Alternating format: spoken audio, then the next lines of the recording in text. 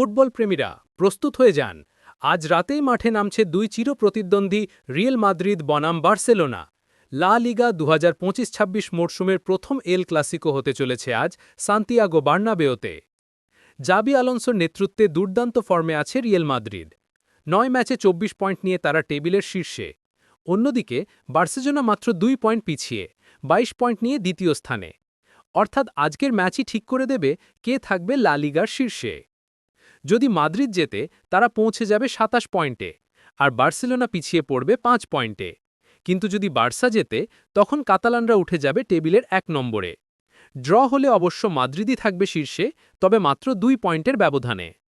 Real Madrid শিবিরে আছেন Mbappe, Vinicius আর Bellingham. তিনজনেই যে কোনো মুহূর্তে বদলে দিতে পারেন ম্যাচের রং। অন্যদিকে বার্সেলোনার ভরসা ইয়ামাল, র‍্যাশফোর্ড আর পেদ্রি। তারুণ্য আর গতি নিয়ে মাঠে নামছে তারা। ম্যাচটি শুরু হবে রাত 9:15 বাংলাদেশ সময়। দেখতে পারেন ফ্যানকোড অ্যাপ ও ওয়েবসাইটে।